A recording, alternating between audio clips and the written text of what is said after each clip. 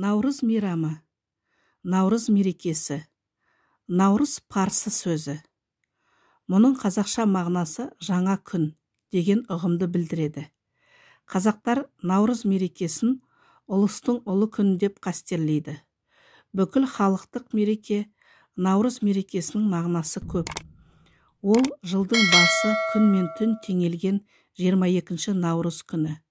Көктемгі мереке, халықтар, ұлттар, ағайындардың ынтымақ нығайтатын күні. Орта азиялық көшпелі және отырықты ислам дініндегі халықтар бұл күні Самарқанның көк тасы жібіген күн деп те атайды. Көшпелі қазақтар наурыз мейрамы кезінде өздері таза киініп, қорақ қопсыны тазалап, үй ішін аластайды. Ақ дәмнен тағамдар дайындайды. Бұл күні фун, күн, түркі ата-бабаларымыздан жалғасып келе жатқан шағын мерекесіне ұқсас дәстүрлер. Наурыз күні ақ мол болсын, ұлыс күні құтты болсын, төрт түлік түгел болсын, ауыл аймақ аман болсын деген сияқты көптеген баталар айтылып жатады. Наурыз тойына ұласып, наурыз көже ішіледі. Адамдар бір-біріне үйіне қыдырыстап көже ішеді. Наурыз айында туғандар Наурызхан, Наурызбек, Наурызтай, Наурызбай деген сияқты аттар қойылып жатады. Наурыз мерекесінің негізгі діни мерекелігінде, алайда көне шағын мерекесінің көптеген әдет-ғұрыптары сақталғандықтан көшпелі халықтардың жаңа жыл мерекесі деп те санауға болады. Бұл мерекеде көшпелілердің дәстүрлі ойын-сауықтары қатар жүреді. Оған бәйге, көкпар, теңге, күміс, жүзік ілу, жамбы ату, түйе, өгіз көтеру, қыз, жігіт қуыстары, айтыс жатады. Наурыз мерекесінің бір мәні тепе-теңдік, игілік, жақсылық, тазару, жаңару деген шарттарға сай жүріледі. Ертеде қазақтар наурыз мерекесін 3-9 күндей тойлап келген.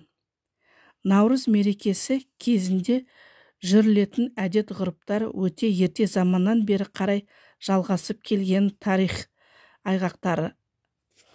Бұлай болғанда сақ, скиф, массагеттер, фун, күн, түркі тектес тайпалардан тері тараған бұл мейрам көшпелілердің төл мейрамы, жаңа жыл тойы. Кейін келе ислам дінін кейбір көшпелілер қабылдағандықтан діни сипат алса керек. Өкініштісі, осы көне мереке көп жылдар бойы ақ таңдаққа ұрынып, тойланбай ұмытылып қалды. Енді қайта ортамызға оралды, бастауы зор қуанышы болмақ. Наурыз мерекесінің салтанаты. Наурыз мейрамы жылына бір рет болғандықтан оған халық мұқият дайындалады. Сол дайындықтың бірі наурыз мейрамы кезіндегі тазалық, келесі әшекейлі, таза көркем киіну, тағы бір жағы алтынданған, күмістелген ат әбзелдермен жүйрік, жүрдек аттарды міну болып табылады.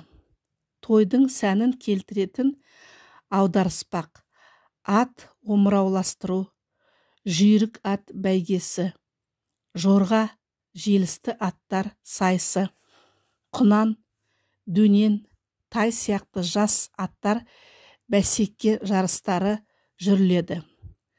Қазақтың жамбы, күміс ату, күміс, теңге, жүзік ілу, көкпар, қыз, жігіт қуысы, өгіз түйе көтеру, кейде түйе өгіз жарыстары да ұйымдастырылып жатады. Сол сияқты рухани көңіл көтерер ойын сауықтарда жүріледі. Оған айтыс, ән, күй сайысы, ұлттық ойындардың көптеген түрлері жүріледі. Айта кетер мәселе, Наурыз мейрамында сондай ғана сауықтар жүріледі дейтін шектеу жоқ. Наурыз мейрамы бүкіл халықтық той болғандықтан, оған қатқан қағида жоқ.